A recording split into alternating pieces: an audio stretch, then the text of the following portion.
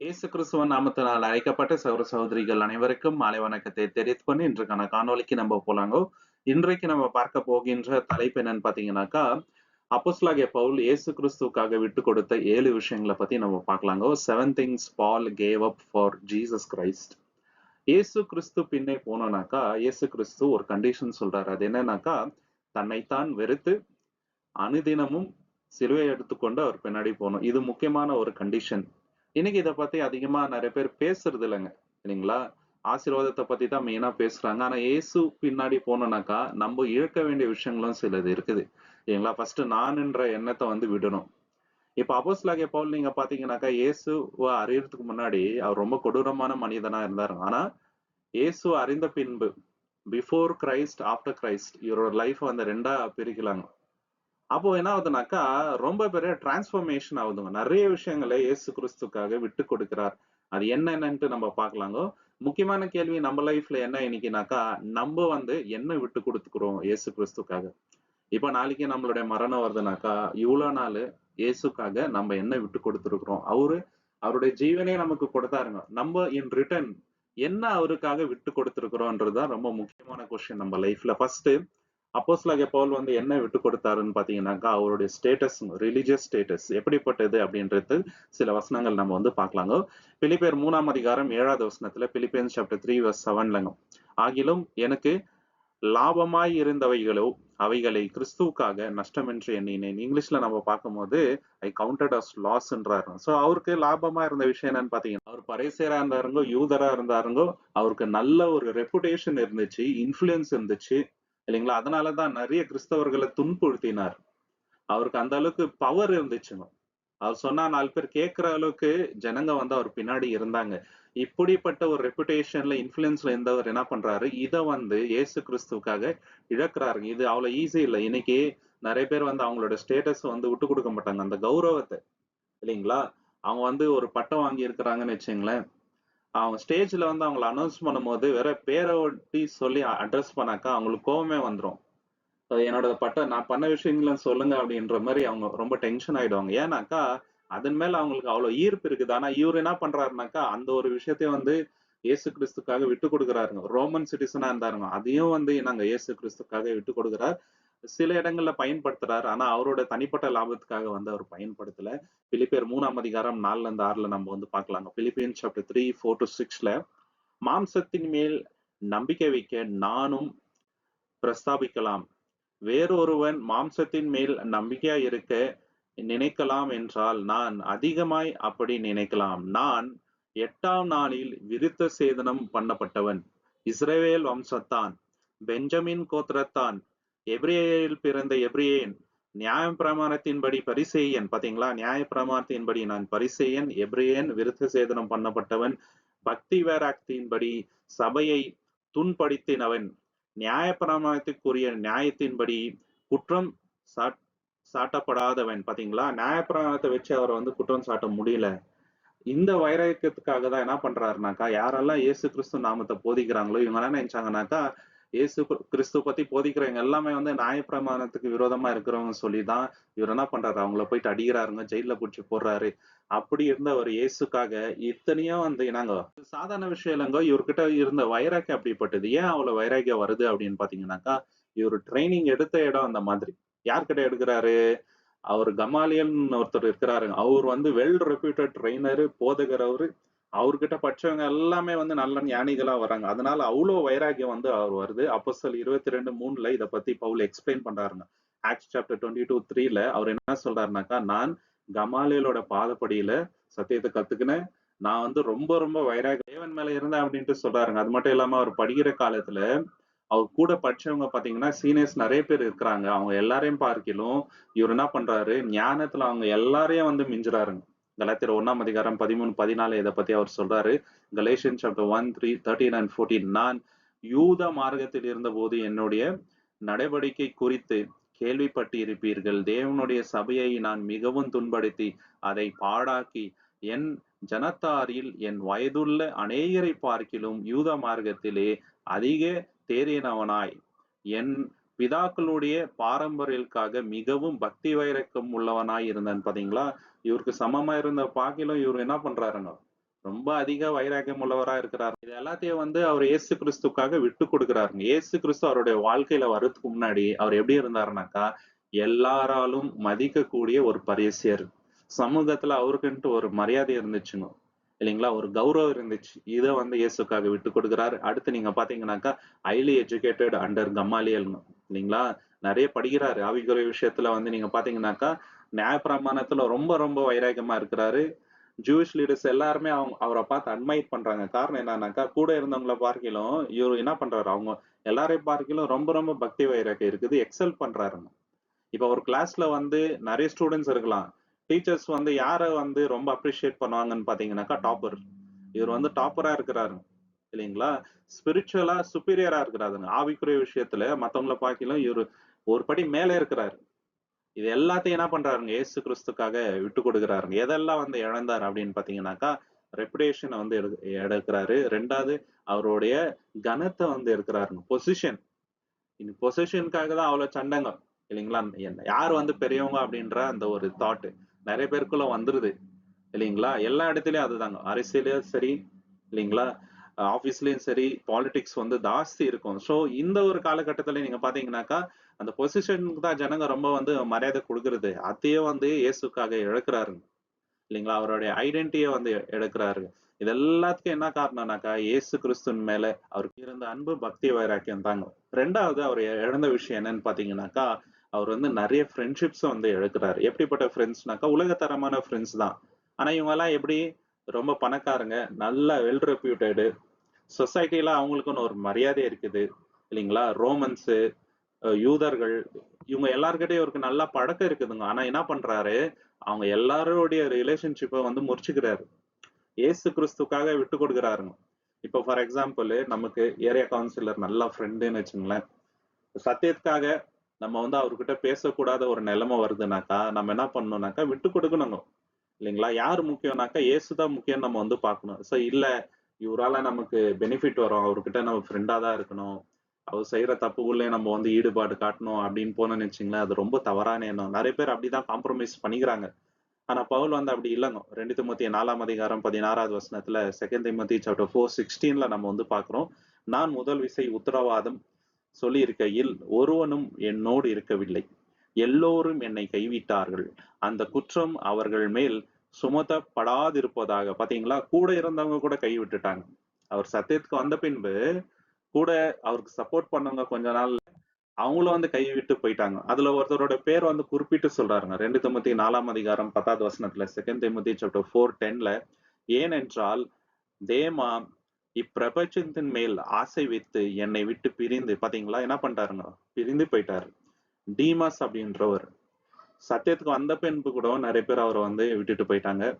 சத்தியத்துக்காக அவரு என்ன பண்ணாருனாக்கா, இயேசு கிறிஸ்துக்காக உலக சம்பந்தங்களெல்லாம் வந்து விட்டு கொடுத்துட்டாருங்க. அப்போஸ்தலர் 9ஆம் அதிகாரம் 23ல நம்ம என்ன பார்க்கிறோம்னாக்கா, யூதருங்க அவரை வந்து கொலை செய்ய ட்ரை பண்றாங்க. காரணம் என்னன்னாக்கா, இயேசு கிறிஸ்துவ பத்தி போதிக்கிறார் அப்படின்ற ஒரே காரணம் தாங்க. இதே யூதர்கள் தான் இவரை வந்து கொண்டாடினாங்க. ரொம்ப ஃப்ரெண்ட்ஷிப்பா இருந்தாங்க.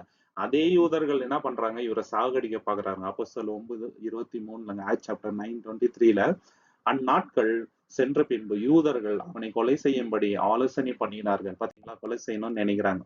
பிலிப்பியர் 2ஆம் அதிகாரம் 20-21ல பிலிப்பியன்ஸ் சாப்டர் 2 20 21ல பவுல் என்ன சொல்றாருனாக்கா, கிறிஸ்து இயேசுக்குரியவைகளை தேடாமல் எல்லோரும் தங்களுக்குரியவைகளை தேடுகிறார்கள்.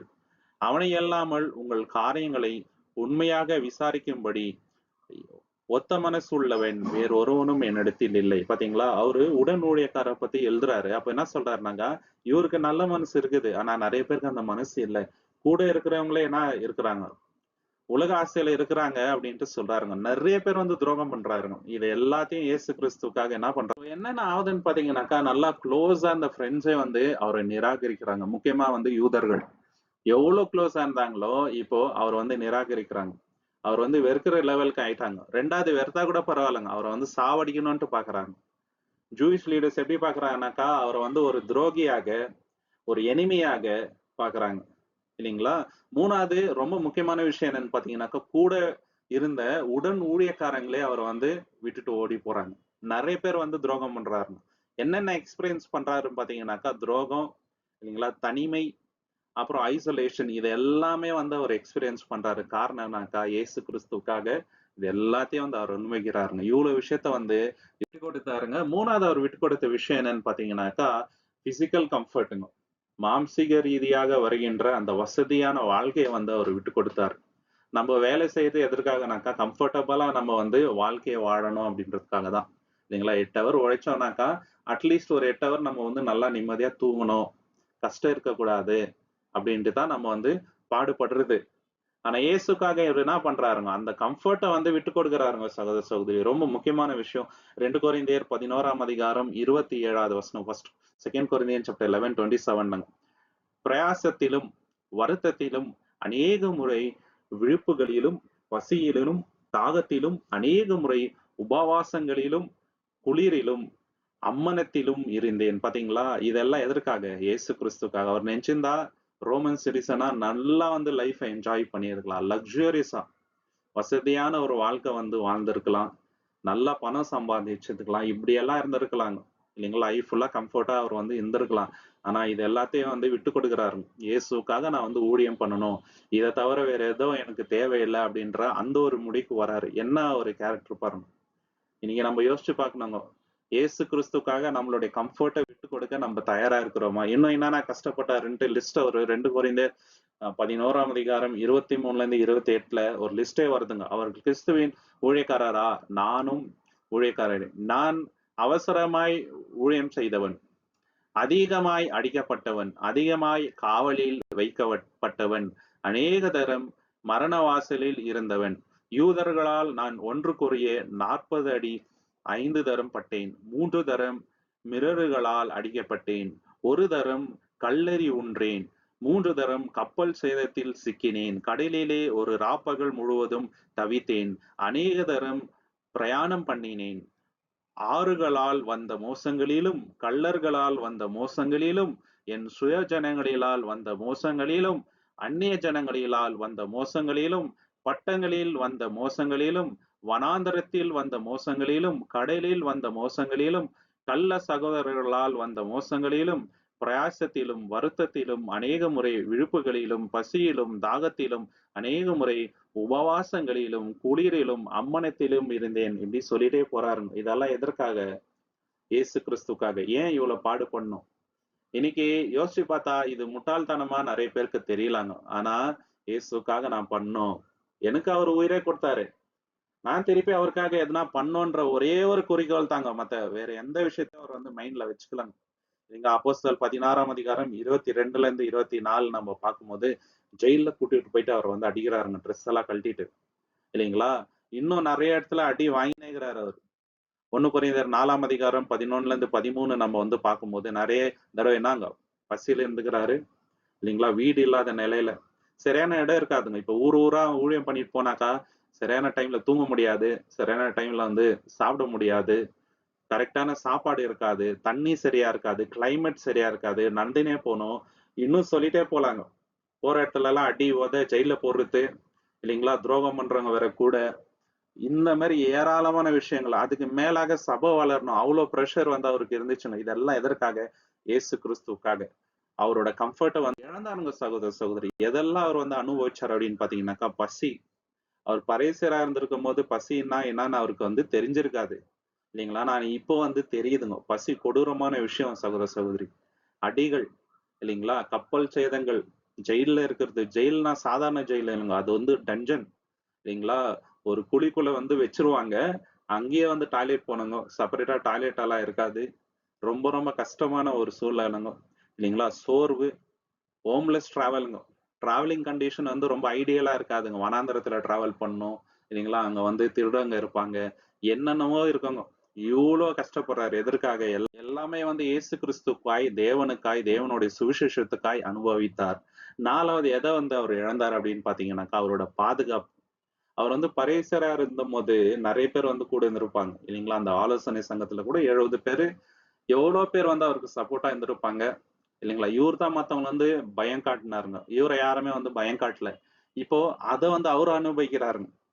அதனால தேவன் கம்ப்ளீட்டா கை விட்டுட்டாருன்ட்டு அல்லங்க. சரிங்களா? இதெல்லாம் வந்து நல்லதுக்காக தேவன் வந்து விட்டாருங்க அவருக்கு. இல்லைங்களா? 2 கொரிந்தியர் 11ஆம் அதிகாரம் 26வது வசனத்துல, 2 கொரிந்தியன் சாப்டர் 11:26ல அநேக தரம் பிரயாணம் பண்ணினேன். ஆறுகளால் வந்த மோசங்களிலும், கள்ளர்களால் வந்த மோசங்களிலும், என் சுய ஜனங்களால் வந்த மோசங்களிலும், அந்நிய ஜனங்களால் வந்த மோசங்களிலும், பட்டணங்களில் வந்த மோசங்களிலும், வனாந்தரத்தில் வந்த மோசங்களிலும், கடலில் வந்த மோசங்களிலும், கள்ள சகோதரர்களால் வந்த மோசங்களிலும் சொல்லிட்டே போறாருங்க. சுத்தி சுத்தி நாங்க நெருக்கடி, சுத்தி சுத்தி கஷ்டம்தான் இல்லைங்களா?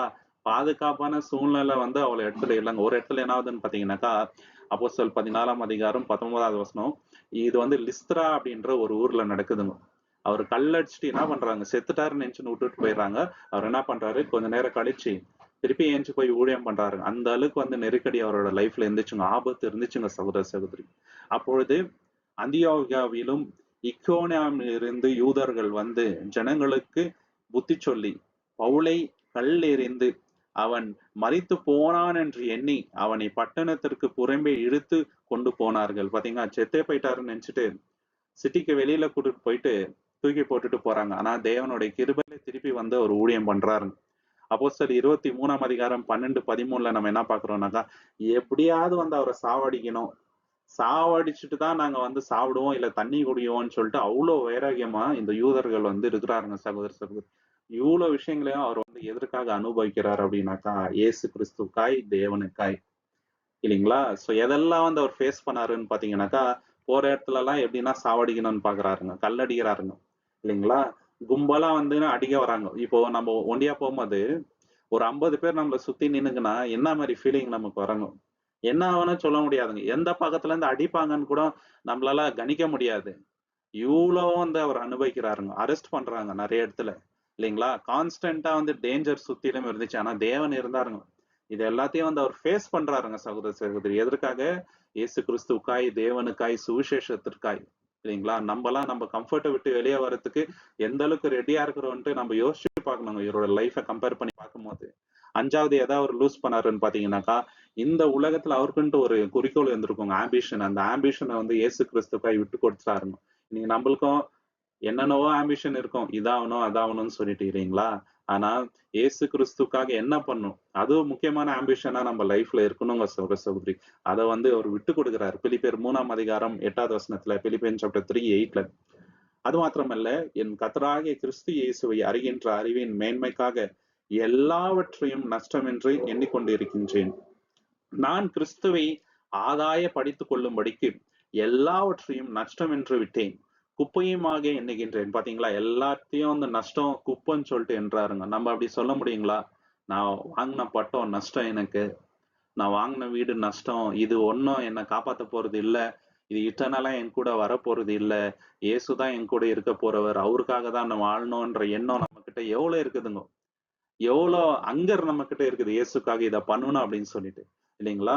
கலாத்தியர் 1ஆம் அதிகாரம் 14வது வசனத்துல இயேசு கிறிஸ்து அவரோட வாழ்க்கைக்கு வர்றதுக்கு முன்னாடி அவர் எப்படி இருந்தாருனாக்கா, யூதரோட முறையின்படி ரொம்ப ரொம்ப வைராக்கியமா இருந்தார் இல்லைங்களா? அவர் ரொம்ப எல்லார பார்க்கையிலும் அவர் ரொம்ப எக்ஸல் ஆகிறாருங்க. அவரோட ஏஜ்ல பெரியவங்களை பார்க்கலாம் அவர் வந்து ஞானத்துல பெரியவரா இருக்கிறாரு. இப்படி இருந்த அப்போஸ்தலனாகிய பவுல் எப்படி மாறுறாருனாக்கா, அவரோட ரைட்ஸ் எல்லாத்தையும் வந்து தேவனுக்காக விட்டு கொடுக்குறாருங்க. 1 கொரிந்தியர் 9ஆம் அதிகாரம் 15ல இருந்து 18 நம்ம பார்க்கும் பொழுது, நான் எதுலயும் மேன்மை பாராட்டுறது இல்ல, இயேசு கிறிஸ்துவோட சுவிசேஷத்தை நான் பிரசங்கம் பண்ணலன்னா எனக்கு ஐயோ அப்படின்றாருங்க இல்லைங்களா? அதுதான் வந்து மெயின் அப்படின்னு சொல்லிட்டு அவர் சொல்றாரு. அப்போஸ்தலர் 20ஆம் அதிகாரம் 24 ஆக்ட்ஸ் சாப்டர் 20:24ல என்ன சொல்றாருன்னா, ஆகிலும் நான் அவைகளில் ஒன்றின் குறித்தும் கவலைப்படேன், என் பிராணனையும் நான் அருமையாக எண்ணேன். பாத்தீங்களா? செத்து போனா கூட பரவாயில்ல, என் ஜீவனை கூட நான் பெருசா வந்து நினைக்கிறது இல்ல, என் ஓட்டத்தை சந்தோஷத்தோட முடிக்கவும் தேவனுடைய கிருபையின் சுவிசேஷத்தை பிரசங்கம் பண்ணும்படிக்கும் நான் கர்த்தராகிய இயேசு கிறிஸ்துவினிடத்தில் பெற்ற ஊழியத்தை நிறைவேற்றுமே விரும்புகின்றேன். பாத்தீங்களா? இதை மட்டும்தான் விரும்புகின்றேன், இந்த ஊழியத்தை வந்து நிறைவேற்றணும், இதுக்காக நான் செத்தா கூட பரவாயில்லன்றாருங்க. என்ன மாதிரி கேரக்டர் பாத்தீங்களா? என்ன மாதிரி டிட்டர்மினேஷன், என்ன மாதிரி பக்தி வைராக்கியம், இதெல்லாம் எதற்காக? இயேசு கிறிஸ்துவுக்காய் எல்லாத்தையும் வந்து குப்பையாக என்றாருங்க, எல்லாத்தையும் வந்து விட்டு கொடுக்குறாருங்க சகோதர சகோதரி. இயேசு கிறிஸ்து அவருடைய வாழ்க்கைக்கு வர்றதுக்கு முன்னாடி அவர் எப்படி இருந்தாருன்னு பாத்தீங்கன்னாக்கா, ஒரு ரொம்ப பெரிய இன்ஃபுளுசரா இருந்தாருங்க. அவரை பார்த்து நிறைய பேர் இந்த மாதிரி வைராகமா இருக்கணும், தவறான வழியில அந்த மாதிரி இருந்தாருங்க இல்லைங்களா? ஒரு லீடரா இருந்தாருங்க. வெல்த் அண்ட் ரெக்கக்னிஷன் அவருக்கு வந்து இருந்துச்சு, சொத்துக்கள் இல்லைங்களா, போன இடத்துல எல்லாம் மரியாதை கிடைக்குது, இப்படி இருந்தாருங்க. ஆனா இயேசு கிறிஸ்து அவரோட வாழ்க்கை வந்த பின்பு டென்ட் மேக்கர் ஆகிறாரு.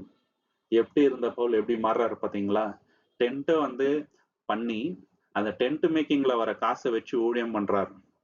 யாருக்கும் பாரமா வந்தவர் இல்லைங்க. கான்ஸ்டன்டா வந்து டிராவல் பண்றாருங்க. நிறைய ஊர்களுக்கு டிராவல் பண்றாரு. நிறைய சபையை வந்து எழுப்புறாரு இல்லைங்களா. போற இடத்துல சஃபரிங் இல்லைங்களா, கௌரவத்துக்கு பதிலா அவமானம் கிடைக்குதுங்க அவருக்கு. சோ இதனால அவர் வந்து என்னங்க டிஸ்கரேஜே ஆகலங்க. கடைசி வரைக்கும் வந்து முழு மூச்சோட ஊழியத்தை வந்து பண்றாருங்க. ஏசு கிறிஸ்துவுக்காக நான் பண்ற விஷயம் தான் பெருசு, இதெல்லாம் ஒண்ணும் இல்லை அப்படின்ட்டு அவர் புரிஞ்சுக்கினாருங்க. இட்டர்னல் ரிவார்டுக்கு தான் அவர் வந்து இது பண்ணாருங்க. இந்த உலகத்துல ஜனங்க அவருக்கு கொடுக்கின்ற பாராட்டை வந்து அவர் பெருசா எடுத்துக்கவே இல்லை. பரலோகத்துல தேவன் வந்து ஒரு ரிவார்ட் கொடுப்பாரு, அதுதான் வந்து மேன்மையானதுன்ட்டு நிறைய இடத்துல அவரே வந்து சொல்றாருங்க சகோதர சகோதரி. அப்படிப்பட்ட ஒரு இதனாக மாறினாருங்க. இவ்வளவு விஷயத்தை இயேசு கிறிஸ்துவுக்காக அவர் விட்டு கொடுத்தார். ஆறாவது அவர் விட்டு கொடுத்த விஷயம் என்னன்னு பாத்தீங்கன்னாக்கா, அவருடைய அடையாளம், ஐடென்டிட்டியை வந்து விட்டு கொடுக்கிறார். அவருடைய ஐடென்டிட்டி என்னவா இருந்துச்சு? பக்தி வைரகம் உள்ளவன், ஒரு யூதன், ஒரு பரேசியன், ரோமன் சிட்டிசன், அந்த மாதிரி இருந்தவரு எப்படி ஆறாருன்னு பாத்தீங்கன்னாக்கா, கலாத்தியர் 2 அதிகாரம் 20 கலேஷியன் சாப்டர் 2:20 கிறிஸ்துவுடனே கூட சிலுவையில் அறியப்பட்டேன். என்ன மாதிரி வார்த்தை பாத்தீங்களா? ஃபர்ஸ்ட் இருந்த அந்த வைராகியம், பெருமை எல்லாமே போயிடுச்சு. கிறிஸ்துவுடன் கூட நான் இப்போ சிலுவையில் அறியப்பட்டிருக்கிறேன், ஆயினும் பிழைத்திருக்கிறேன். இனி நான் அல்ல, கிறிஸ்துவே எனக்குள் பிழைத்திருக்கின்றார். பாத்தீங்களா? கிறிஸ்து எனக்குள்ள இருக்கிறார், நான் வாழ்றேன், கிறிஸ்து தான் எனக்குள்ள வாழ்றாரு அப்படின்ற அந்த நிலைக்கு வந்துட்டாருங்க. அதனால தான் என்ன சொல்றாரு, நான் வந்து கிறிஸ்துவை பின்பற்றுறது போல நீங்க எல்லாரும் என்ன பின்பற்றுங்க அப்படின்ட்டு அவரே ஒரு எக்ஸாம்பிளா வந்து சொல்றாருங்க. பிலிப்பியர் 1 அதிகாரம் 21 பிலிப்பியன் சாப்டர் 1:21 என்ன சொல்றாருன்னா, கிறிஸ்து எனக்கு ஜீவன், சாவு எனக்கு லாபம் அப்படின்றாங்க. பாத்தீங்களா? கிறிஸ்து தான் என்னோட லைஃப், எனக்கு வேற எந்த அஜெண்டாவும் குறிக்கோளும் லைஃப்ல இல்ல, கிறிஸ்துக்காக வாழ்றதுதான் என்னோட லைஃப் அப்படின்ட்டாருங்க. எவ்வளவு பெரிய டிரான்ஸ்பர்மேஷன் பாத்தீங்களா? சாவு எனக்கு ஆதாயம் அப்படின்றாங்க. ஏன்னாக்கா இப்போ நம்ம மறித்துட்டோம்னு வச்சுங்களேன், கண்ணு மூடிடுவோம், நம்மளுக்கு எந்த ஒரு ரிமெம்பரன்ஸும் இருக்காது. ஏசு கிறிஸ்து வந்து நம்ம எடுப்பும் போது, ஏசு கிறிஸ்து முகமுகமாய் நம்ம வந்து பார்க்கும் போது, அவர் கூட நம்ம வந்து பரலோகத்துல இருக்கும் போது, தேவனுடைய சமூகத்துல இருக்கும் போது எவ்வளவு பெரிய சந்தோஷம் இருக்கும். அதனால அது லாபம் அப்படின்றாருங்க. பாத்தீங்களா? எவ்வளவு பெரிய டிரான்ஸ்பர்மேஷன், என்னென்ன சேஞ்சஸ் மேஜரா அவரோட லைஃப்ல ஆயிடுச்சுன்னு பாத்தீங்கன்னாக்கா, முதலாவது அவருடைய குறிக்கோள் வந்து மாறிடுச்சுங்க லைஃப்ல. ரெண்டாவது அவருடைய மிஷன் வந்து மாறிடுச்சு இல்லைங்களா. உலகத்தை அவர் வந்து பார்க்கின்ற விதம் வந்து மாறிடுச்சுங்க. அன்பு வந்து பெருகிடுச்சு அவரோட லைஃப்ல. ஒரு எனிமீஸ கூட மன்னிக்கிற லெவல்ல வந்து வந்துட்டாருங்க சகோதர சகோதரி. அன்பை பத்தி அவ்வளவு அழுத்தமா எழுதுறாருங்க. கொடூரமான மனிதனா இருந்த இவர் வந்து மன்னிக்கணும் அப்படின்ற அந்த விஷயத்த வந்து ரொம்ப ரொம்ப ஸ்ட்ரெஸ் பண்ணி சொல்றாரு. நாலாவது வந்து அவரோட பேரே வந்து மாற்றப்பட்டதுங்க. சவுலா இருந்த அவர் வந்து பவுலா வந்து மாறுறாருங்க. ஏழாவது அவர் விட்டு கொடுத்த விஷயம் என்னன்னு பாத்தீங்கன்னாக்கா, அவருடைய ஜீவனையே வந்து விட்டு கொடுத்துட்டாருங்க அல்டிமேட்டா. அவர் ரொம்ப காலம் வந்து உயிரோட இருக்கலங்க சகோதர சகோதரி. ஊழியத்தை ஆரம்பிச்சாருங்க, சில வருடங்கள் தான். அதுக்கப்புறம் அவர் வந்து செத்துட்டாருங்க. கொடூரமான மரணம் வந்துச்சு. அவர் எக்ஸ்பெக்ட் பண்ணினே இருந்தாருங்க, எப்போ வந்து சாக போறேன் அப்படின்னு சொல்லிட்டு. அது அவருக்கு சந்தோஷமா தான் இருந்துச்சு. அதை வந்து லாபம்ன்ட்டு வந்து அவர் சொல்றாரு. 2 தீமோத்தேயு 4 அதிகாரம் 6 2 தீமோத்தேயு சாப்டர் 4:6 ஏனென்றால் நான் இப்பொழுதே பானம் வழியாக ஊற்றப்பட்டு போகின்றேன், நான் உலகத்தை விட்டு பிரியும் காலம் வந்தது. பாத்தீங்களா? அவருக்கு தெரிஞ்சிச்சுங்க உலகத்தை விட்டு பிரியும் போக காலம் வந்துச்சு அப்படின்ட்டு. அப்போஸ்தலர் 21:13 ஆக்ட் சாப்டர் 21:13 அதற்கு பவுல், நீங்கள் அழுது என் இதயத்தை நொறுக்குகிறது என்ன? கர்த்தராகிய இயேசுவின் நாமத்திற்காக நான் எருசலேமில் கட்டப்படவும் சாகவும் ஆயத்தமாய் இருக்கின்றேன் என்றார். பாத்தீங்களா? நான் ஜெயிலுக்கு போறது மட்டும் இல்ல, எருசலேம்ல சாகிறதுக்கு கூட ரெடி நான் இயேசுக்காக இல்லைங்களா. அதே போல அவருக்கு சாபம் வந்துச்சுங்க.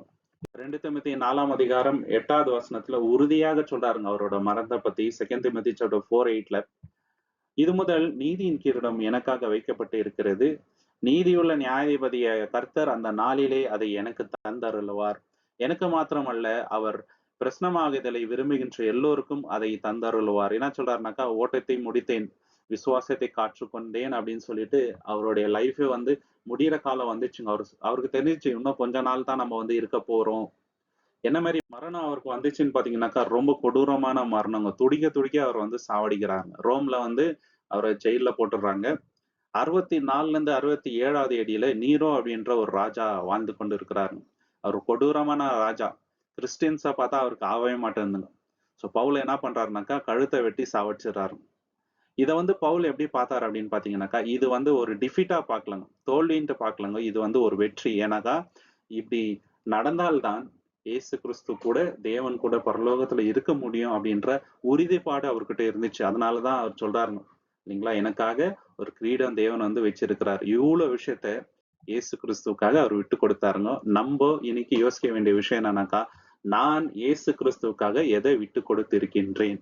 அப்படி இல்லைனாக்கா இனியிலிருந்து நம்ம விட்டு கொடுக்கணுங்க. தேவன் தாமே இந்த வசனங்களை ஆசீர்வதிப்பாராக. உங்களுக்கு இந்த காணொளி பிடிச்சிருந்தா லைக் பண்ணுங்க, ஷேர் பண்ணுங்க, சப்ஸ்கிரைப் பண்ணுங்க. தேவனோட சித்தம் இருந்தால் கூடிய சீக்கிரம் இன்னொரு காணொளியில நம்ம எல்லோருமே சந்திக்கலாம். தேவனோட நாமத்துக்கு என்றென்னைக்குமே மகிமை உண்டாவதாக. நீங்கள் கொடுக்கின்ற எல்லா ஆதரவுகளுக்கும் நன்றிகள். Thank you so much. ஆமென்.